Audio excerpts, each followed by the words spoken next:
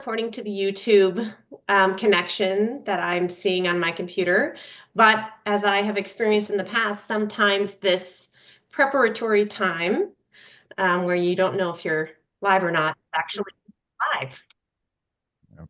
Okay, so I believe we are live now. Thanks everyone for joining us for the Cordova Candidate Forum. This is a collaborative effort between the Cordova Chamber of Commerce, the Cordova Times, and Cordova Radio. I'm Kathy Renfelt from Cordova Chamber, and I'm happy to introduce our moderator tonight, J.R. Lewis. Thank you very much. And we should point out that we are doing council and mayor here because the school board candidates are having their own forum, Kathy, tomorrow, isn't it? Yes, that's correct. And that'll be at Mount Echols Elementary School at 7 p.m. Okay. So our guests here, school board candidates, well, no, for mayor, we have in ballot order Jason Barnes and Kristen Smith Carpenter. And they're obviously competing for the one seat. And then for council, there are 3 seats open and 5 candidates running. Again, in ballot order, they're Deborah Adams, David Allison, Aaron Hansen, Ken Jones, and Mike Mickelson. Our format tonight will feature 5 questions generated collaboratively by the hosts and 2 minutes provided for each candidate's response.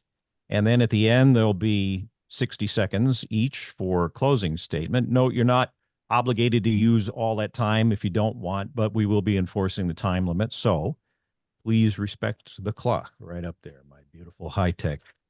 So Kathy, anything we missed or pretty good? I think we're good to go. We can talk at the end about when and where you can vote. But for now, I'd just like to thank the Cordova Times and Cordova Radio for partnering with us on this effort, and thank everyone for joining us tonight. Okay. So we'll begin with our mayor candidates here. And since there are just 2 of you, we'll alternate the order back and forth with each question. Tossed a coin before we started with heads for ballot order and tails for the other, and it came up tails. So Kristen, we will start with you as soon as I send you that prompt. And let's start with, what is your vision for a healthy, strong community in Cordova?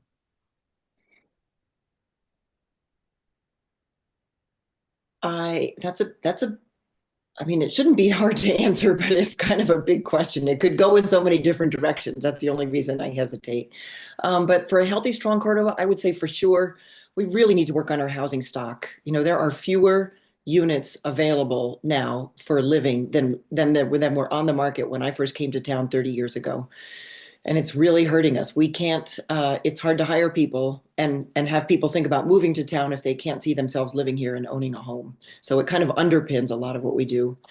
I would also say we really need to work on supporting our fisheries and making sure they're viable and making sure we do what we can to help fishermen and our community adapt to climate change. And I don't say that as an enviro person. I say that as somebody who, you know, I've seen more fisheries disasters declared in the last 5 to 8 years, I think, than we ever had. And so it's that fishing is becoming more volatile, and we need to figure some things out with that. We need to help our fishermen and build on our assets. You know, what can we do to help people diversify? What can we do to diversify our economy?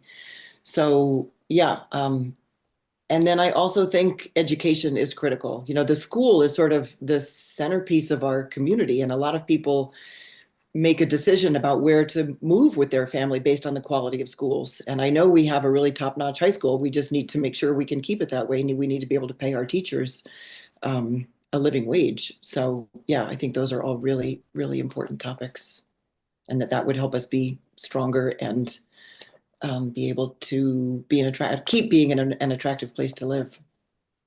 Thanks. Okay. Thank you very much, Kristen. Appreciate that. Still figuring out how to work my toys. So now we will go over to Jason for the same question. What is your vision for a healthy, strong community in Cordova? Thanks, JR.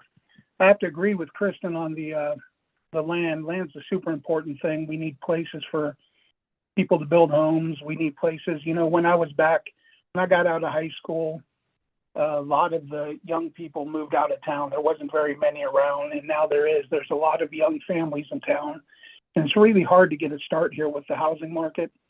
It's very expensive, and there's just not a lot of available property. And so I think we really need to figure out ways collectively to address that issue and make this a viable place for people to grow families. And of course, fishing. Been a fisherman most of my life, and that's the backbone of this community. And working together with the council and with the city and the fishermen, you know, we got to figure out how to keep them going strong, try to figure out ways to help them when we can, and just work together, you know. And as far as the community,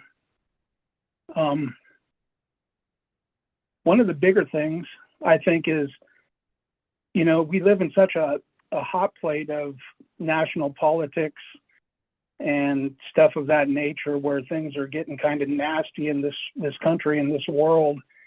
And I would just like if the citizens of Cordova could focus on Cordova being Cordova. We all have to live here. We all want to make this place succeed.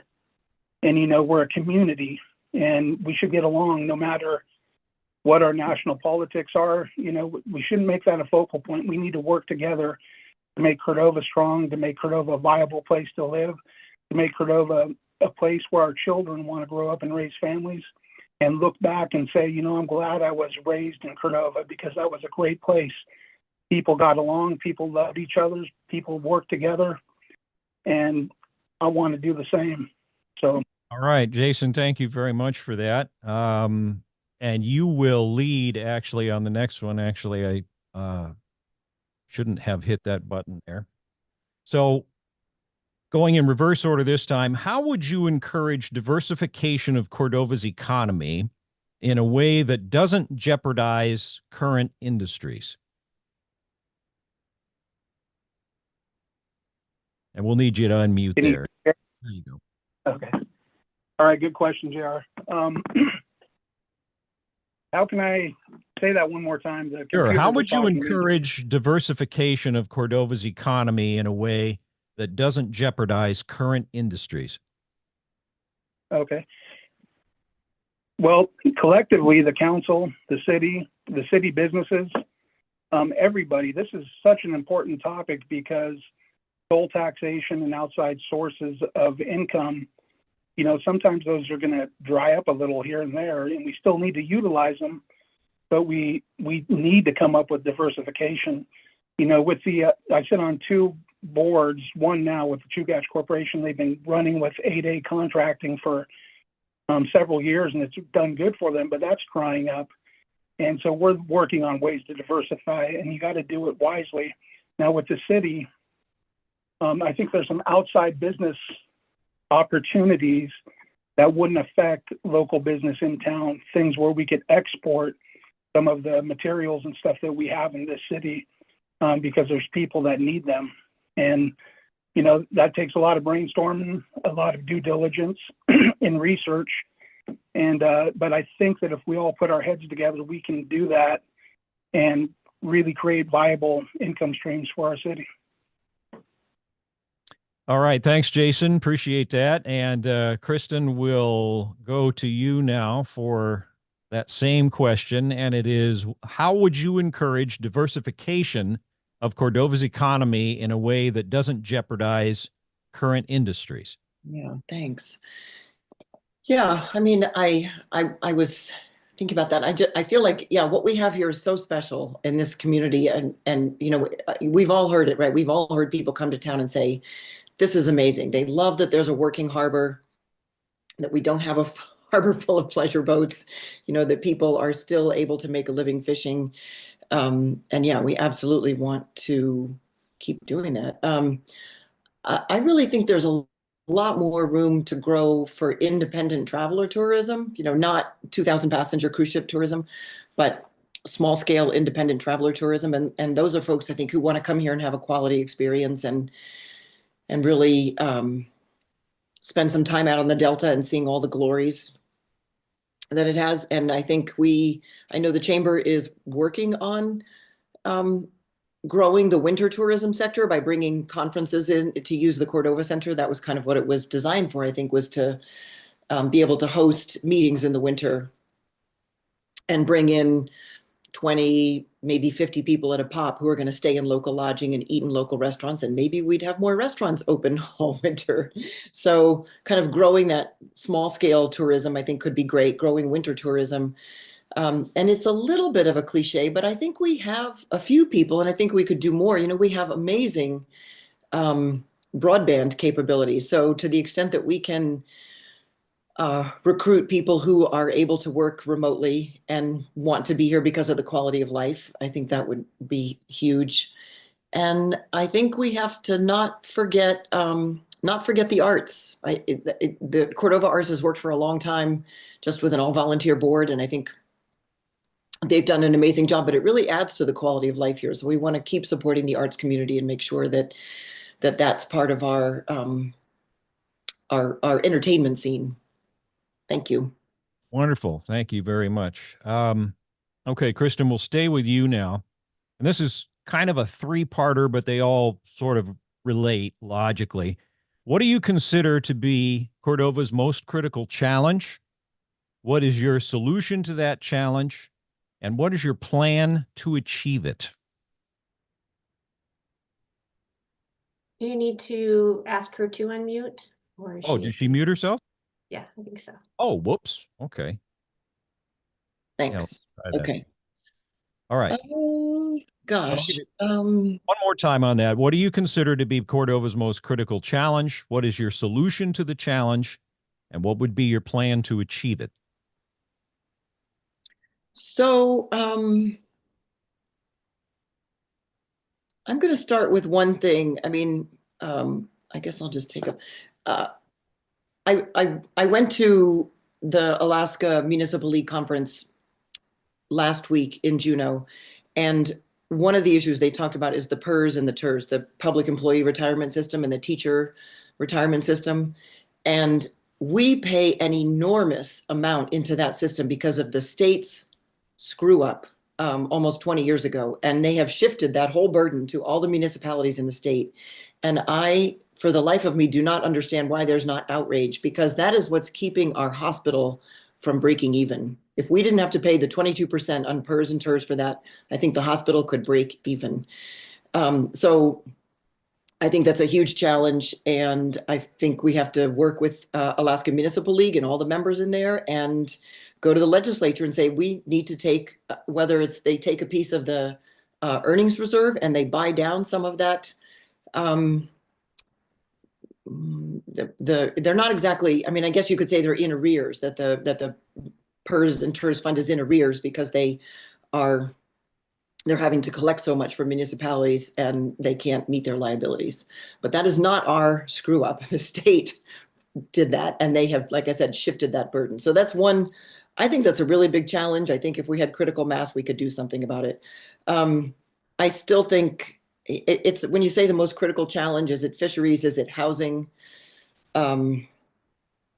I suppose really the most critical challenge is diversification.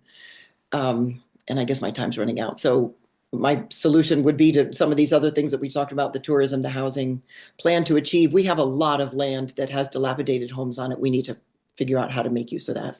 Okay. Thank you for that, Kristen. And we'll go to Jason now. Same question.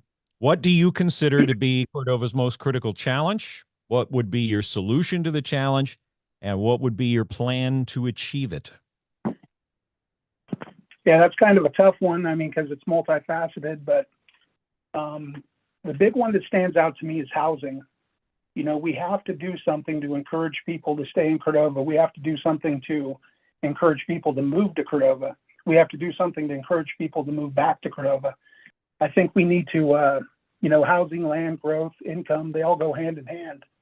If we can figure out the housing, the income's going to grow, the people are going to grow, and you know, we should work with the entities like the EAC Corporation, the Chugach Corporation, the Native Village of EAC, because the EAC Corporation owns a lot of land here, or they used to own a lot of land. They gave it away in the 70s in a land lottery to their shareholders. Now there's a lot of shareholders that own land in the Hartney Bay subdivision that doesn't have a road to it. And if the city of Cordova, I brought this up to Clay a few years ago, but we should all sit down together and figure out how to get a road to the end of Hartney. And land would open up. I guarantee you, because I know many people that own land out there that don't even live in the state of Alaska, that it would go up for sale, and all of a sudden we'd have buildable land available for people to come and move here. And diversification is also a big one. We need to figure out how the city can start making money, quit acting so much like a nonprofit, so to speak, where they're always relying on somebody else's money. And we need to create money through creating opportunities where we're not going against our local businesses, but providing an income stream. And we can do that. So there's a lot more to it, but I'll give you that. So thanks, JR. Yeah, thank you. And keep your line open there, because the next one will come to you as, again, we reverse the order each time. How do you feel the city could better support its business community? The same thing. Like I said, housing, land growth, income, they all go hand in hand. If we can figure out the housing and land issue, we're going to create new residents. We're going to create residents that grow up new families here. And we need people to support business. So that all kind of works together. I think that's the baseline for helping out our existing businesses, because a lot of people are moving right now. It's almost like an exodus. And, it's great if you happen to own something and can turn around and sell, a fixer-upper, and that's giving it a lot of credit for $600,000. But most people cannot afford to live like that. And with the prices happening in Cordova, we need to figure out that problem with housing and land. And then people will come in, people will live here, the tax base will grow, and people will spend more money in the businesses. And it would be nice if we could start saving some of these lots up on Main Street and, for businesses that sell, businesses that sell products and stuff to the community. We're turning into a lot of offices in this town, and that's not good for people coming in either. So we need businesses that are storefronts and sell things and have products and restaurants and food and bars. And, we got to quit limiting ourselves. So thanks, JR. All right. Thank you very much. And Kristen, will head to you for that one. How do you feel the city could better support its business community? Oh, and I might not have taken care of the muting problem. So that's always helpful, All right. I think the city does. One example I'm thinking of, we just spent a lot of time looking at our sales tax code, and we tried to make some revisions, and the businesses pushed back and said, we like the way it is now, and we don't want to see changes about how the tax cap is administered and how people can get their tax cap benefit. I'll say it's not exactly a refund at this point, but anyway, we listened to that. We went back and we changed the sales tax code after a pretty big discussion, according to what several big business owners were saying when they came into the council meeting. So I feel like we're pretty responsive.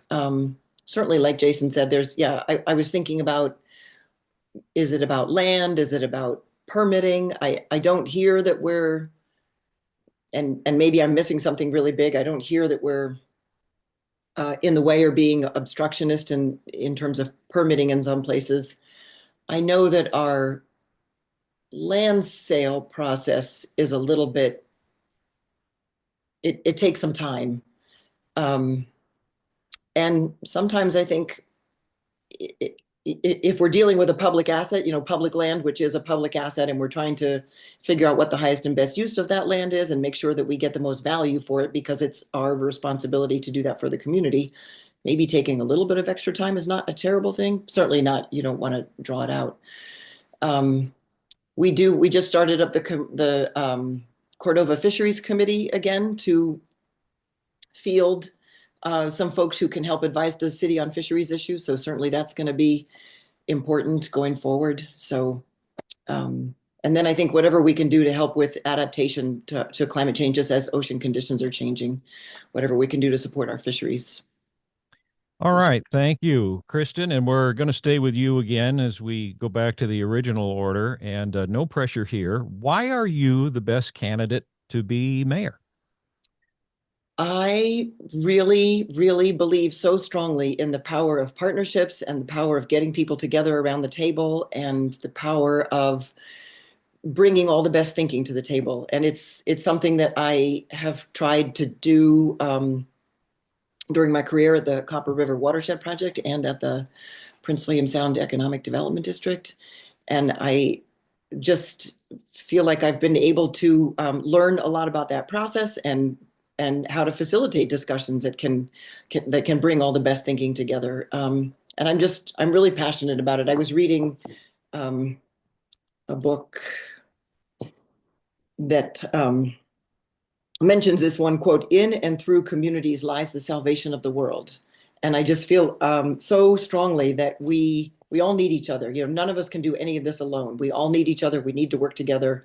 And that's the way we're going to get through these hard times. You know, everybody's concerned about losing revenue from the federal level. What's going to happen we've already learned that there's 8 or 9 jobs in town that are going away. And so those people are not going to be able to spend their disposable income on rent and utilities and groceries in our town. So we've got if we didn't already have challenges, we've got more challenges going forward. So I just think like I said, I'm really passionate about bringing people together to come up with some solutions and do the problem solving. Okay, thank you very much. We'll go to Jason here, and he is successfully connected. Good. So, Jason, why would you say you are the best candidate to become our mayor? I would say that I'm a good candidate to become mayor. I'm kind of a humble guy. I'm not gonna say I'm the best. I think Kristen has a lot to offer, and I respect her, and I would never take nothing away from her. So I'll just say why I'm running for mayor is I love Cordova. I grew up here in Cordova. My family grew up here in Cordova. From a little kid, until adulthood, I just enjoyed every single aspect of Cordova. My paternal family, my uncles, my aunts, there probably would be no EAC Corporation, Chugach Corporation, or the native village of EAC if they didn't step up to the plate and do what they did. They were the forerunners, the trailblazers when it came to Engska. And I grew up listening to their stories, hearing them speak, seeing their passion. And, they made differences in this town. My mom's side of the family, my granddad was a FAA. My grandmother worked in the cannery. My uncle, Jim, owned the Alaskan bar with Bob Korn. That was my mother's godfather. And so, I just come from a family of people that really invested into Cordova, invested in their families and trying to make this place a better place and continue it. And, I've done my own thing for a lot of years, and, I just feel like it's necessary to step in and assume a role just to be a helping hand. I want to see Cordova thrive. I want to see it grow. I love people, and I want to see people get along. Every single person in Cordova should get along. This is a special place, and, I think this is a portal of glory for the rest of the nation. People come here and just go, wow, there's something magical about this place, and I just want to keep it that way. I want to keep Cordova, Cordova.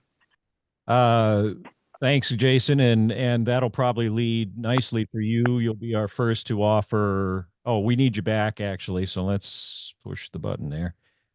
You'll be first for closing comments. 60 seconds. The timer will count down, but we'll have you stop when it gets to 1 and flashes the first time. So closing comments. Okay, a lot of reiterating what I just said. all that and more. You know, I love this place. I love the community. I love every single person in this town. You know, I want to see people thrive and strive for better lives. You know, I want to see the people that struggle, whether it's in addiction or financially or anything else. I want to see them get caught up by, you know, brought up with their bootstraps, and the community coming together and helping them to have their best life in this town. And that's basically it. I just want to see Cordova thrive. I love Cordova. I'm thankful for this opportunity. I wish Kristen the best of luck and the other council members the best of luck. And I'm just thankful for everybody that steps up. And I wish I would have paid more attention in the recent years, because a lot of people stepped up and put their name in the hat to make Cordova a better place. And I finally figured it out, and I want to do the same. Okay. Much appreciated, Jason. Glad you could be here tonight. Kristen, last word to you here, and it is closing comments. 1 minute. All right. Well, thanks, Jason. Thanks so much for the kind words. And I also just want to thank everyone for running. I feel like it really brings a lot of energy to this. It's such an important undertaking, and maybe I'm repeating myself again, but our community is going to thrive when everybody participates, when we can get everyone engaged. That's really what makes it tick. And I feel like everybody has a gift. Everyone has something to contribute. So I appreciate all of you folks and all the other people who serve as volunteers on our boards and commissions. That's what makes Cordova work, really. And yeah, I guess I just feel like it's sort of a, if I were to get to be elected mayor, I'm going to be drawing on a lot of past experiences. I worked just after college in Washington, D.C. for a woman who was a lobbyist, and we represented local municipalities, 4 local municipalities around the country, which was really cool. And Kristen, I got to jump in here if we could kind of, this was a 1 minute. Oh, I'm sorry. The thing said 2. Yeah, no, I mentioned before, but that's. Yeah, you did. Thank you. No, Okay. you're right. A lot of experience, and thank you for that. Yeah, thank you. And that concludes the portion for our mayor candidates. You're both welcome to stay on or sign out. Totally up to you. In the meantime, we'll move on to our 5 council candidates. And because there are more of you, and we can't just flip-flop, I actually I asked a random number generator to do 6 sorts of 5. And it spat the order of this out. So, Aaron, we're going to be starting with you here, and I sent you your unmute cue. We'd like to know, what is your vision for a healthy, strong community in Cordova?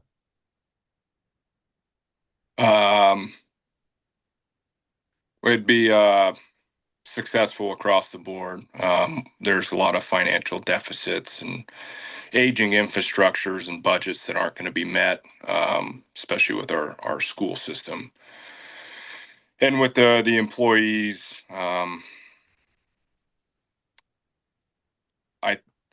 There has to be a solution that, you know, we as a community in the city of Cordova come to the conclusion. So budgets being met, and good compromises, and finding the happy medium that continues to allow us to function the way that we all enjoy, especially with the school system. And so meeting those is my version of success. Okay, thanks very much. And Mike, we're going to move to you for the next one here. And again, what is your vision for a healthy, strong community in Cordova? Well, I think the thing that's most critical for us here is, you know, the fishing industry for a very long time has supported this community. And as we're seeing things go up and down, we need to be doing a little bit better job of planning so that we can absorb some of the changes that are coming. It seems like the peaks are higher when we have great seasons and the valleys are lower when we have terrible ones. So We need to kind of restructure the way we're doing our finances. I think Aaron did a good job describing aging infrastructure. Of course, that's an issue. From talking to some folks in the city shop, a lot of their snow moving equipment and whatnot is getting to the end of its lifespan. And as someone that's in the fishing industry, I can tell you it costs a lot more to keep old stuff running. So I want to keep that going. One of my main priorities is to work together with the Native Village of EAC a little bit better. They have done an exceptional job of supporting everybody in this community, not just people that are members of the NVE. And one of the ways that I think is really critical is with our healthcare system. We really cannot afford to have a city hospital and an NVE clinic. We really need to work together, and it's not going to be easy. I understand that there's some serious issues with the retirement. To find a solution that's mutually agreeable. Of course, housing is super critical. I think there's some things that we can do with some of the city lands that are available with the disposal process. We also need to work on some of the permitting things to make sure that we can get some of these new projects through in a timely manner that's responsible and can really help support our economy. And most critically, I think the schools are what drive this community. I'm so lucky that I got to go to school in Cordova when I did, and I think we want to keep that great experience going for kids and to promote young families coming here. So thank you. Thanks, Mike. Deborah, you'll be next on this one, and would like to know, what is your vision for a healthy, strong community in Cordova? Big question. And my stance would probably be to build on what we already have. And what we do have is a strong fishing community, and that's what drives the economy here, in my experience. So I think that we'd have to continue to support the fishing industry as much as we can, and then to encourage the conversation among all the players in the community. We have the fishing industry, we have retail businesses, we have agencies, we have the Forest Service and the Coast Guard and NVE, and the school district, and to bring all those players to the table to solve our problems, not just 6 people at the city council. That everyone has an opportunity to weigh in and build on what is already good here, and then look to see where we can explore other opportunities for Cordova. As Kristen mentioned, tourism that is sustainable and responsible is another opportunity, and possibilities of remote workers. And they would come to the community and contribute, but not, it wouldn't be so difficult to encourage people that way. So those are some of my thoughts, bringing as many people to the table as possible. Thank you. Okay, Deborah, thank you very much. We'll be going to Ken next. Same question. What is your vision for a healthy, strong community in Cordova? Thanks, JR. My vision is multifaceted. So I believe that we need to make Cordova great again. And what I believe that is going back to what we had in the 1980s before the spill. So we need to have retail shops and for-profit businesses lining Main Street. We need to have a healthy, vibrant fishing community that is diversified with multiple species. We need to have shrimp, herring, crab, all the species of crab. We need to have salmon. We need to have blackcod, halibut, peacod, all getting delivered here to local processors. Right now, last year, the processors didn't open until May. That's a major problem. The city needs to be working with the processors to do whatever it takes to get them open in February or March so we can get these shoulder season fisheries prosecuted. I also think we need to implement an initiative to bring Cordovans back to Cordova. I call it the Repatriate Cordova Initiative. We need to make a concerted effort to reach out to these people who left, got educated, got skills, got training, get them to move back here. I've been trying to do it personally for many years. A lot of my friends, I've talked them into moving back. My wife, she left, got training, moved back. We need to make more of an effort on that, because what makes Cordova great is the people, and we need to bring Cordovans back to Cordova. And we need to also, with the Shepherd Point Road going in, we need to work on infrastructure like a Nelson Bay hatchery. We need to be doing a mariculture hatchery to get our crab stocks revitalized. We need to do the Crater Lake Dam and Hydro project. We need to utilize those partnerships with CEC and the grant dollars in order to improve our water infrastructure and our aging water infrastructure. We need to focus on building continue to build our harbor infrastructure. We just got done with the South Harbor. I pushed for that really hard, and I'm glad to see it be completed. But now we need to start on the North Harbor side. We need a floating fuel dock in the harbor. We need to support our fisheries. We need to support Cam 2's efforts to put in a dock on the outside of the Southville. Thank you. All right. Thanks, Ken. And finally, we have Mr. Allison. David, what would you say is your vision for a healthy, strong community in Cordova? Thank you, JR. As you know, I'm currently the mayor of Cordova, and I decided to run for so that I could be on the other side of the table and be able to debate and help with some of these projects that we got going on. But my vision for Cordova, we need to diversify, certainly expand our fishing industries. I agree with the Main Street businesses discussion there. Our housing, which was brought up by the mayor candidates, is an issue. I would say more not just housing, but affordable housing.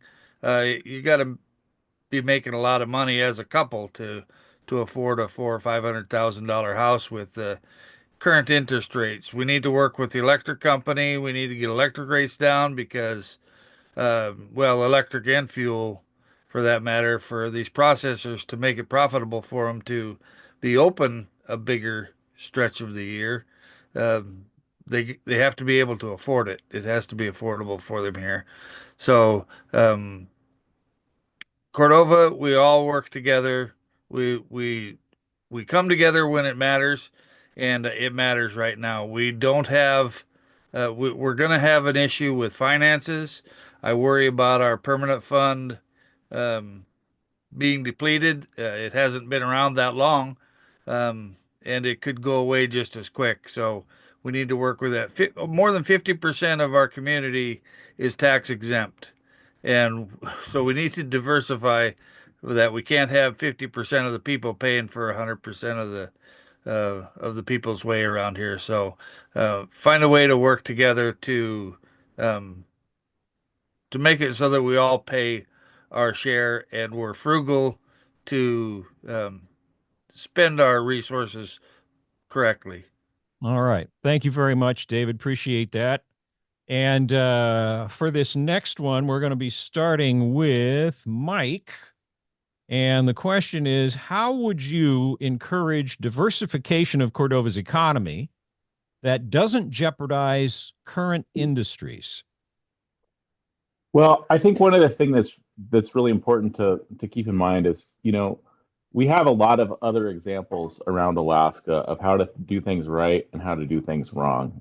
I think I spent enough time in my 10 years that I wasn't fishing and playing music, seeing what it looks like to have, 6 cruise ships a day. And with Shepherd Point, we would have a deep water port, and I just do not see that being a good fit. So I think the thing that's most important, our candidate for mayor, Kristen, mentioned is developing small scale tourism. There are ways to have people here and have them spend money so that, they aren't making a big difference in our quality of life, but it's allowing them to have great experiences. But foremost on this discussion is, I've had discussions with one of the owners of the major processors here in town, and they're planning on doing year-round processing with a year-round workforce that would be reprocessing Bristol Bay Reds. And it's not a done deal. It sounds like we're pretty close. I know the electric company has really helped them out by getting the rates lower. But that's really something that we should be working on as a city to facilitate those kind of those kind of projects because, you know, you could argue that it's not diversification, but it's something that we haven't been doing that really helps. I do support the Chamber of Commerce's efforts to have big conventions here, but you know, those conventions aren't a back-to-back event. They don't keep these businesses open in the winter, and the fishing industry does. And so that's, you know, I think there's room to do both things, but I really think we need to kind of stick with what we're doing and figure out how to add on to that rather than throw the baby out with the bathwater. All right. Thanks, Mike. Appreciate that. Same question to David. How would you encourage diversification of Cordova's economy in a way that doesn't jeopardize current industries? Well, we need to, I guess there's two ways that I could see to do that relatively quickly. One is, as Mike said there, with the fishing, expanding that to a more year-round situation. Um, Second would be to encourage other types of businesses. I think maybe Kristen mentioned the tele uh, telecommuting to work type thing, individual things, and I think there is some work with the electric company that has done with hosting um, computer farms, whatever you want to call them. I think the electric company is doing some of that out at Humpback Creek. Um, and there's other things like that that we can do. We need to encourage our schools to come up with other ways to um, educate our kids, to um, collaborate to make more businesses. NVE is a good resource for us here in Cordova to work with them a lot closer to maybe create some other things. We need businesses. I think uh, Jason Barnes mentioned creating businesses that produce things. I think he was mentioning it towards Main Street, but if we can bring in other things that can collaborate or work in coordination with the seafood industry. Obviously, seafood is our number one industry, but we need to assist them in any way that we can. Thanks, David. Appreciate that. Ken, you will be up next for this one here. And the question is, how would you encourage diversification of Cordova's economy in a way that doesn't jeopardize current industries? Thanks, JR. So that's a really multifaceted question. I like what the other candidates have said so far about bringing year-round processing work and reprocessing. That's something that I've been pushing really hard for a while. I know Trident's looking at doing some. I know Copper River's looking at doing some. And that's something that we need to support. We need to support Cam 2 getting a dock off the end of the Southfill. And so that way they can start, doing some more shoulder season work as well. We need to get and utilize, like you said, or like the other candidates have said, remote workers. We need to make a concerted effort to not send our jobs out of town. Right now, we've got too many jobs leaving town to remote workers. We need to bring remote workers here. I've got a few friends who remote out of town, and they're bringing in, salaries from firms outside of the town, and they're bringing those resources to town to be spent. That's what we need to be focusing on. We need to bring our meetings back to town. We need to bring other businesses that, like you say, we've heard it before. They manufacture here in town. We need to really expand on our ski hill. We've got a lease that's coming up for renegotiation in 2027. We need to get the rest of that ridge from the state. We need to put in another chairlift, and we need to get snowmakers on the hill. We need to utilize our infrastructure to bring in some wintertime tourism. We need to capitalize on our wildlife resources, like our fish, for sport fishing and for sport hunting. There's a huge market, multi-billions of dollars a year that we're just not tapping into effectively. We need to make sure that our local guides and outfitters live locally and spend and hire locally. There's a lot that we can do, and It looks like I'm running out of time. So thank you. Thank you, Ken. Appreciate that. Deborah, your turn. How would you encourage diversification of Cordova's economy in a way that doesn't jeopardize current industries? I think I'd probably echo what the candidates have already said, because we're trying to build on what we already have. And one of the things that I was involved with my husband when he was very involved at CDFU and with PISWAC is encouraging value-added products of our seafood. And because PISWAC is also a seller of their own fish, and that competes with our fishermen, and we can't fish on them until they've met their cost recovery, and creating some sort of value-added opportunities. And I don't know what that looks like. We'd have to get creative in Cordova.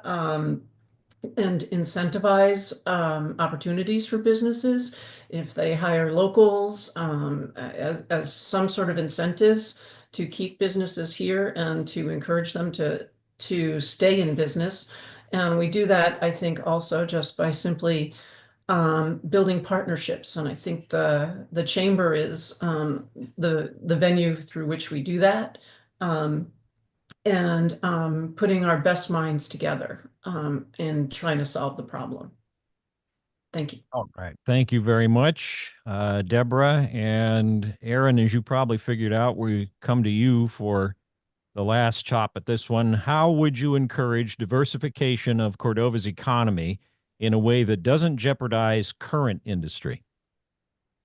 I would say we continue on the path that we are. And like everybody else, I mean, we're a fishing community. We need to encourage the expansion. There are a lot of resources that are in our backyard, and incentives and promoting the current Trident and Ocean Beauty and Copper River and all the canneries here. Give them a reason to continue to stay here. There's an added cost. You know, everything here has got to get shipped out. So like, you know, the CEC, what they have done. Also, if like Kenny touched on the harbor, the adding to the boatyard, larger vessels, expanding to a point where some of the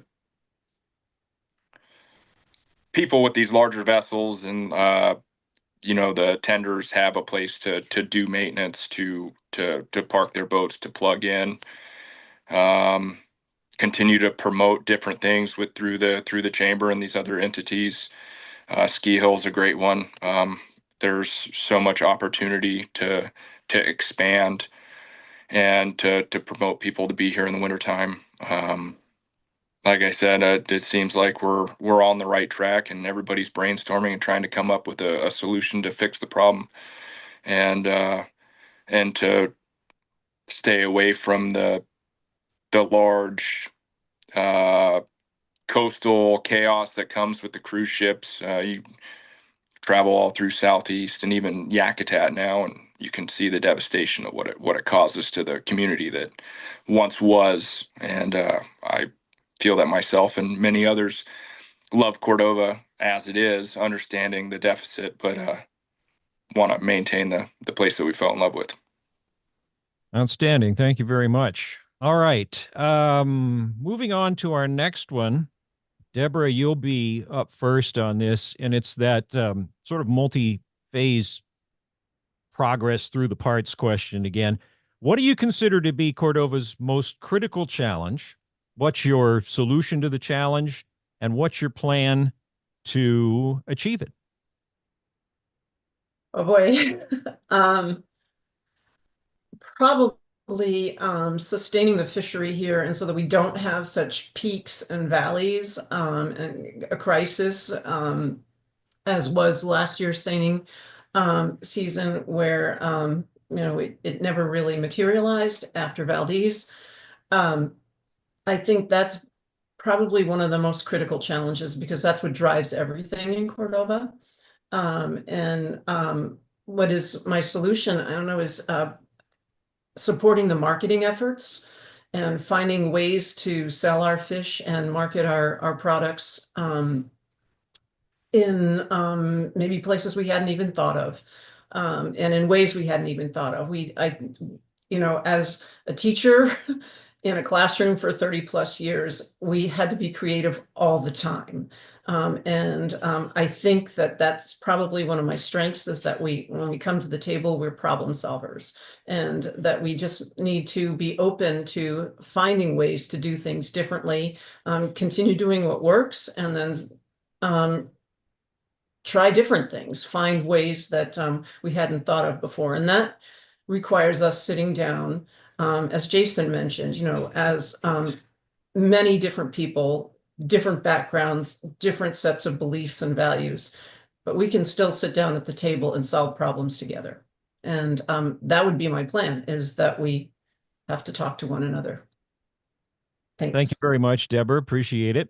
And Aaron, will be coming to you next on this one. The question, again, kind of multi-part.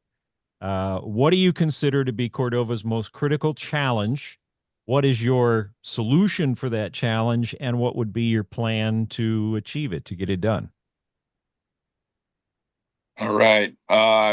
Revenue, city generating revenue and maintaining. That's a huge challenge. I mean, there's housing, many other things have been brought up, but as far as a solution for the revenue, we have to work with the entities here. We have to work together. You have to pay to, or you have to pay to play. Like there is there's ways to make everything work, and everybody, I hope, can collaborate, NVE and all the different entities here in town. I'm going to be honest, I've kind of hit a wall here. I hope that there are a lot of creative minds to assist with figuring out a different method, or continuing how we're already, working. I've sat through the budget meeting, and everybody is aware. Everybody is aware of our aging infrastructures and what is necessary to maintain it. And there's going to have to be hard decisions made on some things, because as it stands, they're not going to be replaced with the way that we're going.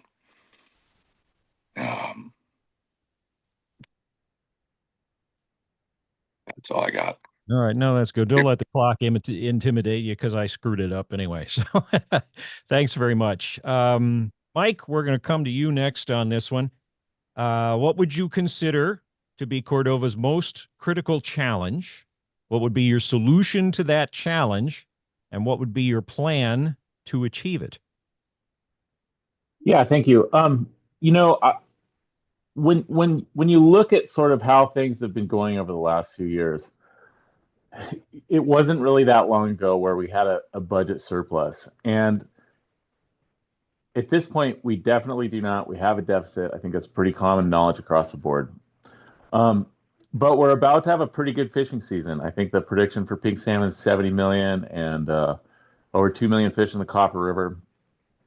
I just got out of the United Fisheries of Alaska meeting, and it sounds like that Russia is going to have a relatively low return, so that should help prices for the fleet. And we really need to capitalize on the fish taxes that will be generated from this season, and sort of do a little better job with our budgeting. I mean, we can't pull blood from a stone. It's not going to help to raise our city taxes in order to meet this budget shortfall, and especially with all the aging infrastructure that is going to need to be addressed in relatively short order.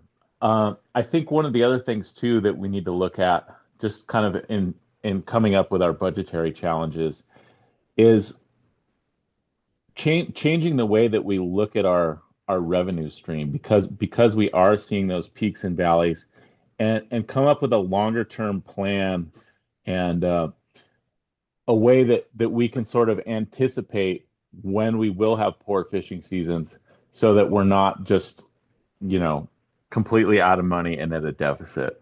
So I think there are ways to do that. There's a lot of people that are very articulate and have experience in this process that we can rely on their expertise.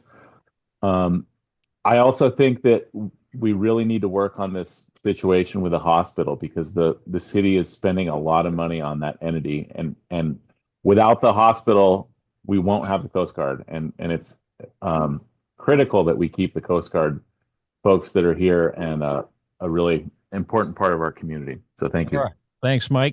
We go to David now. What do you consider to be Cordova's most critical challenge? What is your solution to that challenge? And what is your plan to achieve it? Well, I think our number one challenge is making Cordova affordable to live here. You have to be able to buy your groceries in order to eat breakfast and go to your job every day. So we need to make it affordable. Housing is an incredible cost for anybody coming in new to Cordova. We can't continue with the budget with Cordova. We can't continue to raise the local people's costs in order to continue funding government at the level we are currently. We need to pay attention to our budget, right size our government, make sure that users are paying their share for things, and hold down the cost as much as we can for people with property taxes. Every year those increase just because the market increases, but some people are on a fixed income and they might have had their house their whole life, and now all of a sudden their house is doubling every 3 or 4 years in value, and their taxes are being more and more, and we have to figure out a way to hold that back. And I think diversifying the economy will help with that. Working with, collaborating with others like NVE, and I would agree with the statements that have been brought up about the hospital and NVE. The Cordova's been working on um, that merger for a better part of 20 years anyway, from when I've been involved in it, and I think that we can work with them to take care of health care for the community and keep everything that we've got, and improve upon what we've got and make it a better place to be. Okay, David, thank you for that. And it'll come as a shock to you that you're next. What do you consider to be Cordova's most critical challenge? What is your solution to that challenge? And what is your plan to achieve it? Really good question. There's a lot of challenges. I think the biggest one is keeping our processors open longer. So, in order to, and I guess that kind of ties into just economic opportunity. I think economic opportunity is our largest challenge. So, as federal budgets go down, as we compete with Russian salmon, as we compete with other farmed fish, our economic opportunity, that's what's dwindled since 1980s. If you look at what they were getting for their fish back in the 80s versus what it would be now adjusted for inflation, we're at 1990s prices. So we need to really focus on diversifying our fisheries. We need to give incentives to our processors to get them open longer. We need to get our economic opportunity back in this town. We need to get our business community back in this town. COVID shut down so many businesses. We lost half the businesses in town. They never reopened. And we need to make sure that our policy decisions never create a situation like that again. I would regret the fact that I wasn't on council during that time to maybe try to stop some of those mandates. I really wish I could have stayed on. I think that another big challenge is housing. We've heard about it already. I talked about it a lot during the comprehensive plan process. I came up with that idea to do the housing incentives and property tax incentives. I campaigned on it last time, and I spent the last 3 years pushing hard for it, and we just passed it last month. It's in effect, I guess it was a couple months ago now. but we finally passed it. It's in effect, and I've learned of like 6 different construction projects that are happening this year alone, and every one of those property owners has come up to me and thanked me for my efforts on pushing that, and so I'm really proud to have done that. And I think that that's how we combat it. We've got to get 50 multifamily units built, and we've got to get 50 houses built in the next 10 years. That's my goal. Thanks. All right. And keep your line open there, Ken, because you'll be number one on this next one.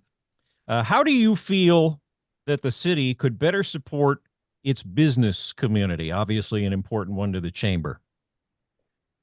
Yeah, thanks. That's another really good one. So you need to support your chamber. We just took 40 grand from the chamber. I think I was the only one to vote against it, and that was really frustrating. We just leased them their building. That was good, but there were some members of council who wanted to revisit that too. And I think that just hurts our business community. Also, how do you support your business community? You don't shut them down over a virus. And I don't want to keep bringing up stuff from 5 years ago, but that's going to take me a long time to get over. There's people lobbying to shut down the airport, shut down our businesses, and some of our businesses never reopened, and we're still feeling the effects of that. And we need to do a better job as a city to make sure that we keep things open. And because it's inevitable that we're going to have another sickness roll through, and we've had, they come every 5 or 6 years, and to shut everything down it was ridiculous. Also, listen to your business community and listen to your council members who are business owners, because there's not very many people on the council that are actually business owners. And so we did that tax thing the last fall. I was the only one to vote against it. And then all the businesses came in and, kind of tore into council a little bit and said, this isn't going to work for us. And then finally the rest of council listened. They wouldn't listen to me in the workshops. And that was that was a frustrating experience, but I'm glad that we revisited it. I'm glad that we found a compromise that works for everybody. It still raises additional revenue, but it works for the businesses. And we we need to get more housing. That's another way to support the businesses, because more housing means more workers, and we need more multifamily. Our multifamily housing is in such rough shape in this town, and that's the low income housing. That's your working class housing. So we need to focus our efforts on making more multifamily. Thank you. All right. Thanks, Ken. Deborah, to you next. How do you feel that the city could better support its business community? First and foremost, I think probably just continuing to keep the lines of communication open. And as Kenny mentioned, listening to the business community would be one of the first steps, and bringing people to the table to talk about what's going to best serve businesses, what's going to best serve Cordova. And I second the idea of the issue of housing, that we need to bring more people to Cordova. Our population has fallen since I've moved here, and we need, and that's in part because there's no place to live. And I know a couple of young families that are still searching for homes. And if we can address that problem, I think that will support the business community, where those people buy things. Those people, they buy groceries, they buy furniture, they buy toys for their children, they buy cars and four-wheelers, et cetera, et cetera. And they also pay for services. So all of it is inextricably linked. So we have to bring all the players to the table. And I think that would support businesses. Thank you. Okay, thank you, Deborah. We'll go to David next. And the question, once again, how do you feel the city could better support its business community? Thank you, JR, for that question. I think the Cordova, am I unmuted? I'm good, yeah? Oh, yeah. Still seeing your face on my screen, so. Anyway, I think sometimes we as a city, when I say we, I mean the city government, um, oftentimes forget that we're partners with the business community. We don't collect sales tax without people out there selling things. Um, and and we can't be putting up roadblocks to those businesses, like Ken says, shutting them down, or even increasing the sales tax. Um, every penny you have to spend more in Cordova just goes to the value of that ferry ticket, what it's going to cost to get me out of town to get my groceries. And so, we need to work with them, listen to them, as has been said before, and work with our businesses to be true partners.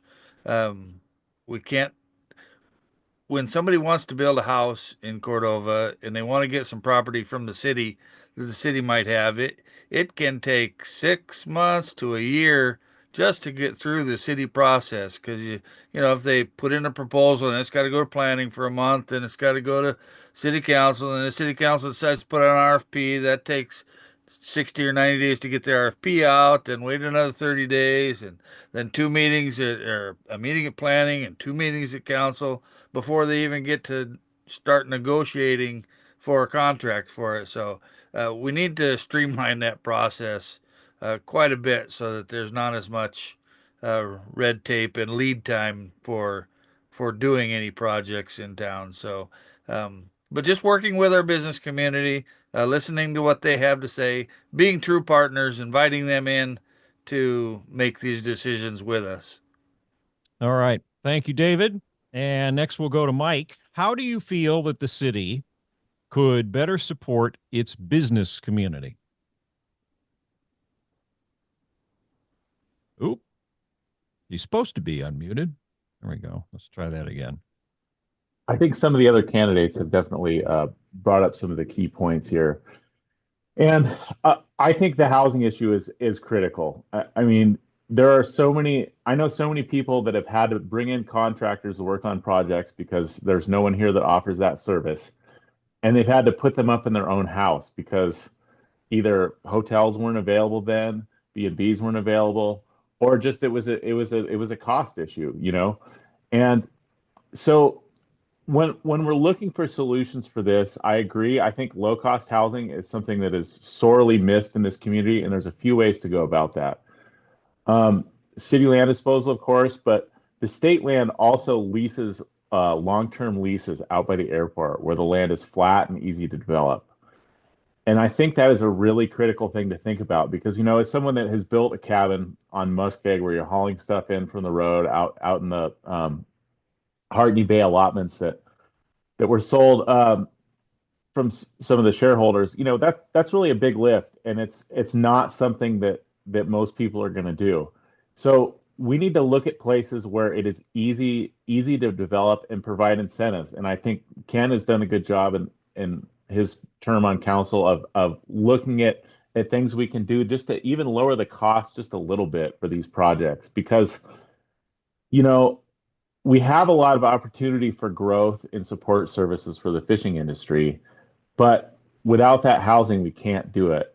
One thing that's really common in the industry is pay after fishing.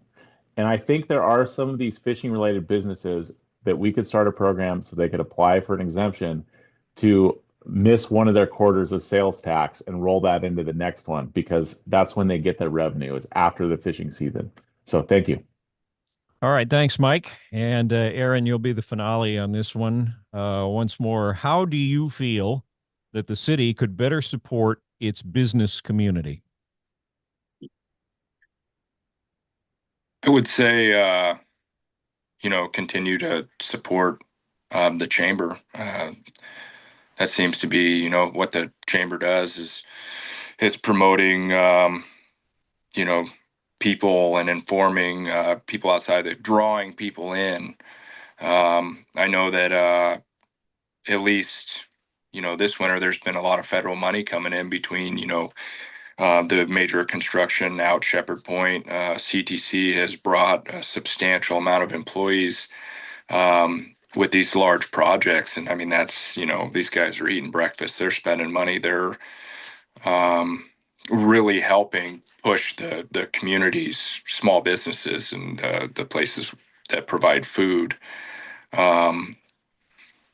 Maybe aid in some strategic planning and get more input from the business owners and sit down and see what kind of brainstorming can be done to continue to promote growth. So that would be what I feel would help. Thanks. All right. Thank you very much, sir. And that concludes that question. So we'll move on to our last one before we do closing remarks. And we'll be starting with David here. Why are you the best candidate for city council? Well, I think I'm a good candidate for city council simply because I've got a lot of experience. I understand the budgets. I understand the needs of the city. I've been in Cordova for, boy, it's hard to count that high anymore, but I think I came to Cordova 43 or 44 years ago now, and just have never left. It's a wonderful place to be, to raise a family. I've raised 5 kids here. Well, I've raising 5 kids here. I guess I got 3 out of school and 2 still in the school system. And I've been involved in almost everything there is to be involved in here in Cordova, and I understand the financial hardships that some people have. That it is tough to afford housing in Cordova, and I mean, that's our. You know, it's been said many times before by many other people that affordable multifamily housing units. I think Ken has posted a few things about the just going down the list of multifamily housing units that we've lost in Cordova, and we need to get those back so that people can afford to live here. But I understand the budgets. I understand that the city we can't always focus on increasing revenues, but we need to work on expenses as well, and we need to support our businesses because they're who support us. So fishing and businesses, um, we need to continue to support those, and I've been involved with all of them, and I believe that I can serve debating on that side of the table to get our needs accomplished. All right. Thanks, David. Mike, we'll come to you next. What makes you the best candidate for city council?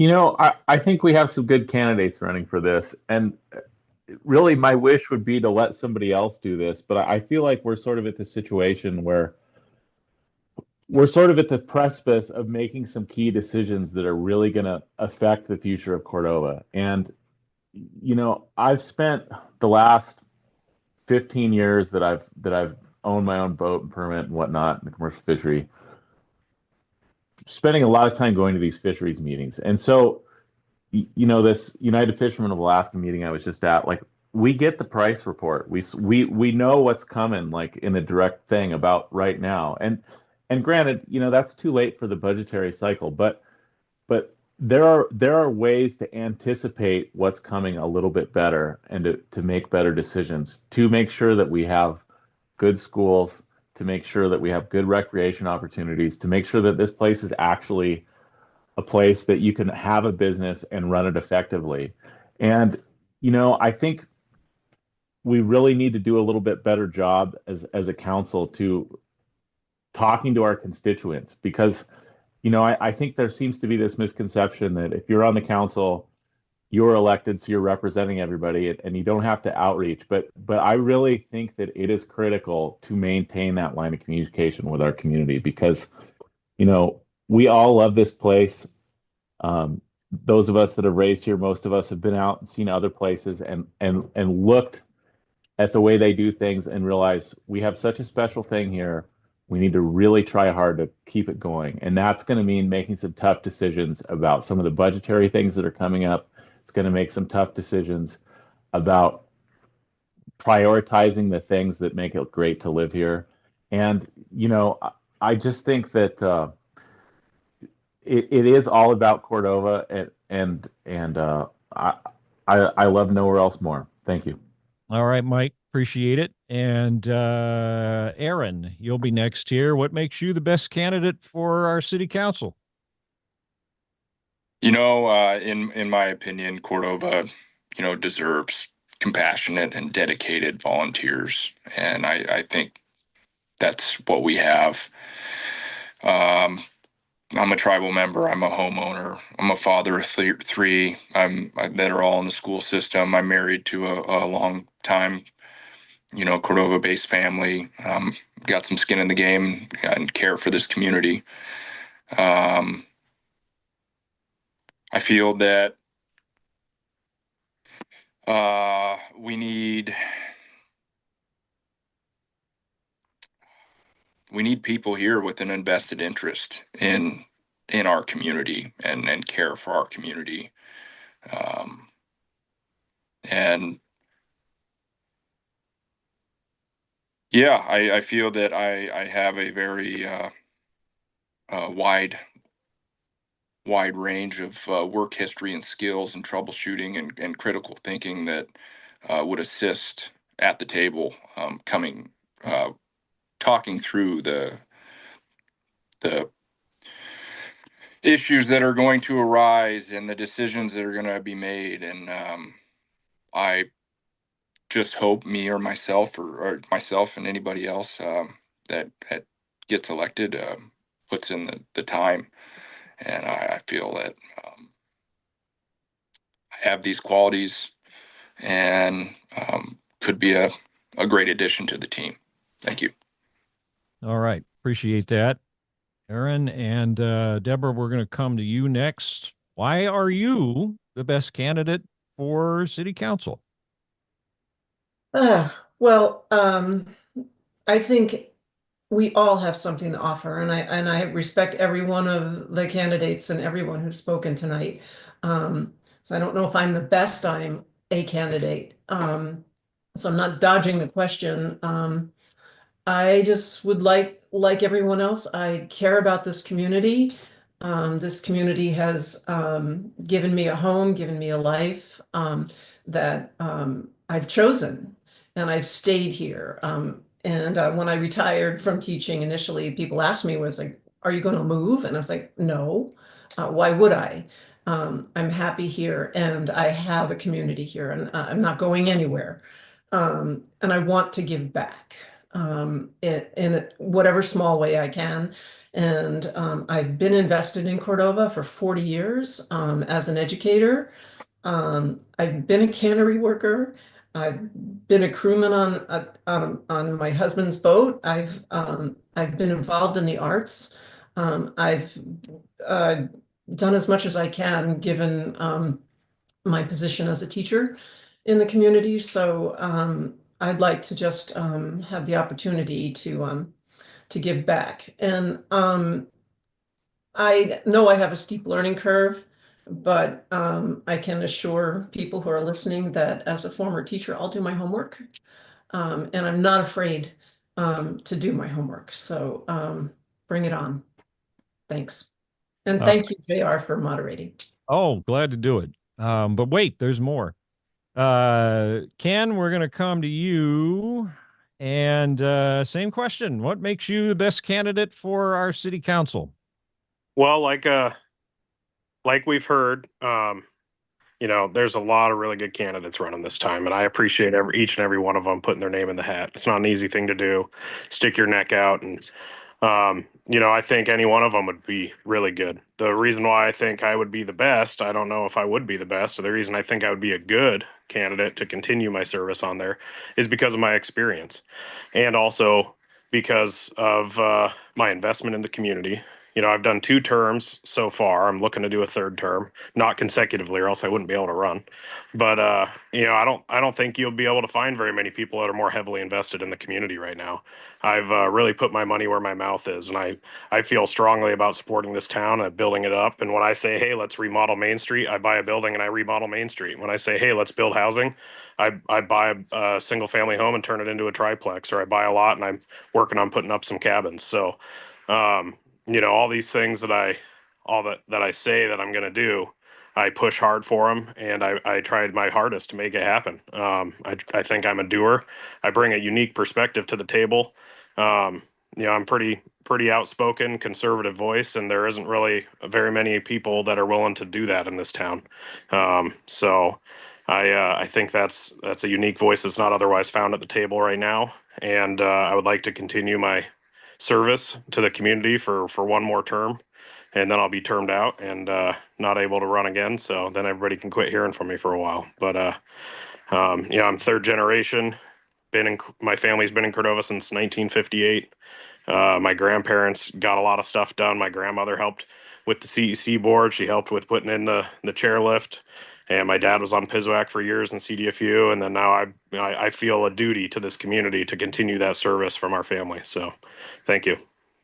All right. Thanks, Ken. And we have one more thing to do. I feel guilty over, oops, we're not going to give you an hour to do that. We're going to give you 1 minute. I feel guilty throwing Kristen that curveball, so I'm actually going to fix the timer this time. No, stop, reset.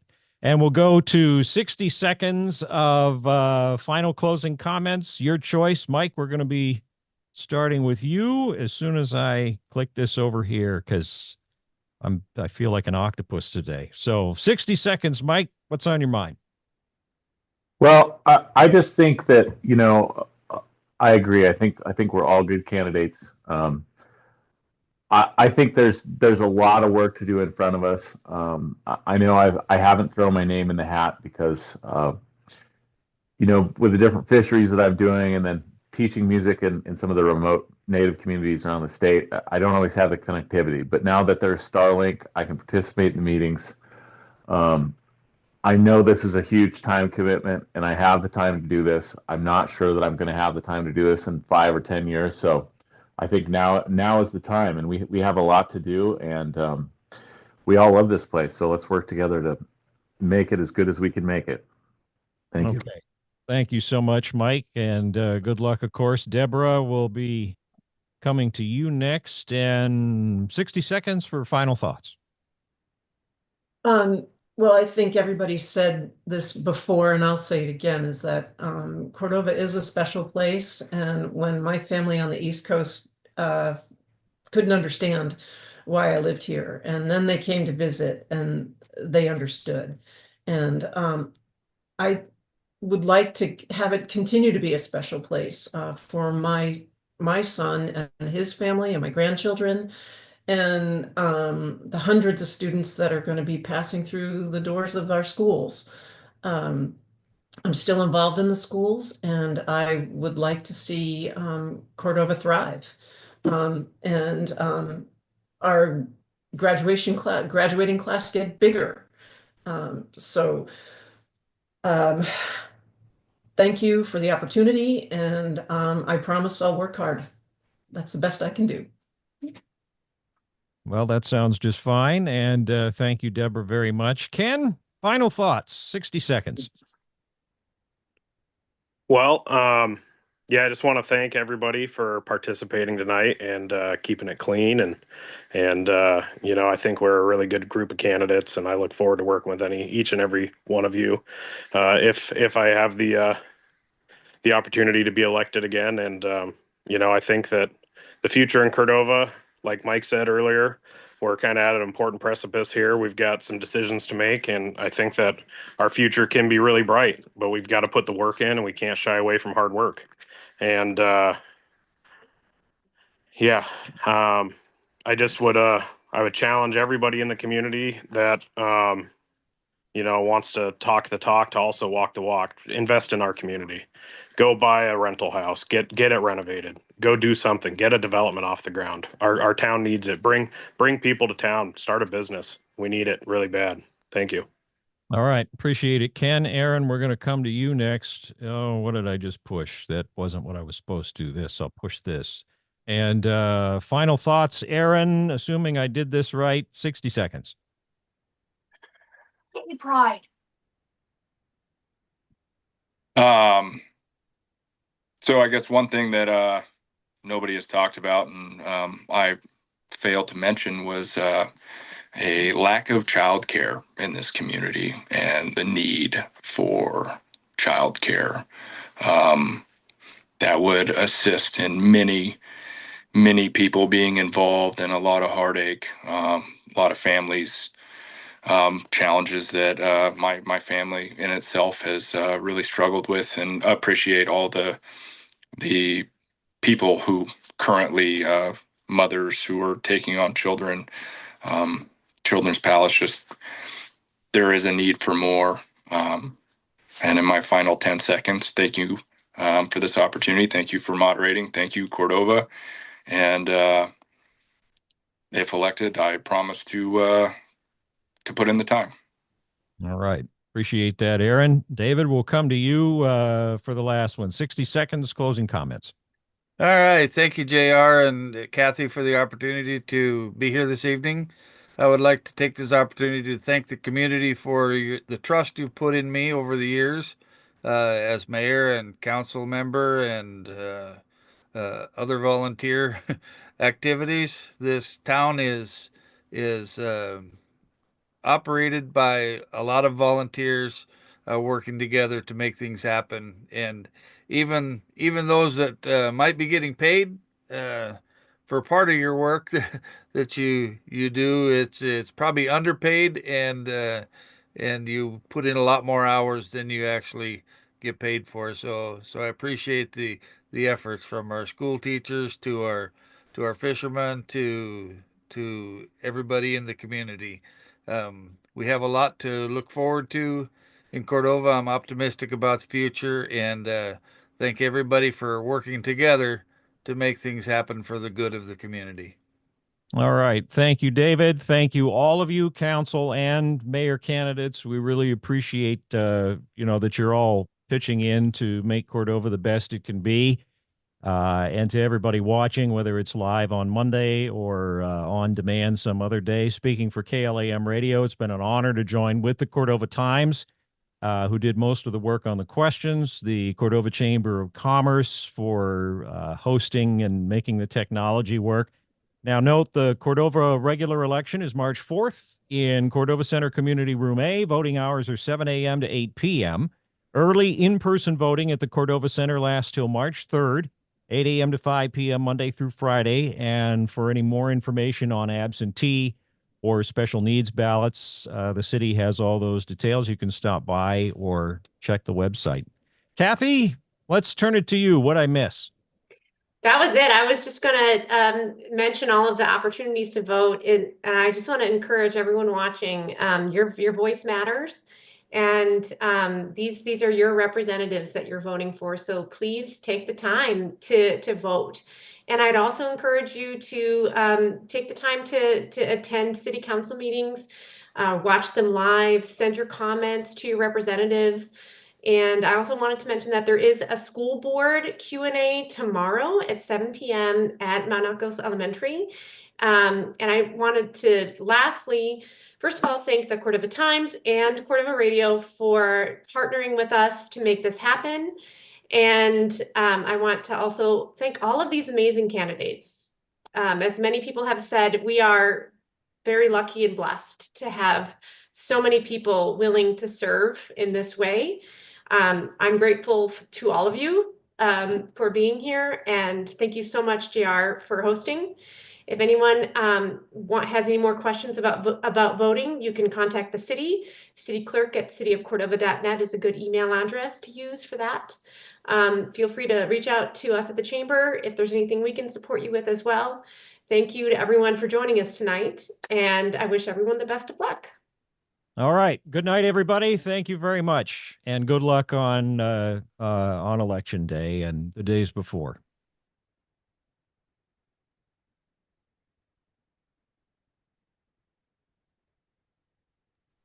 Thank you, everyone.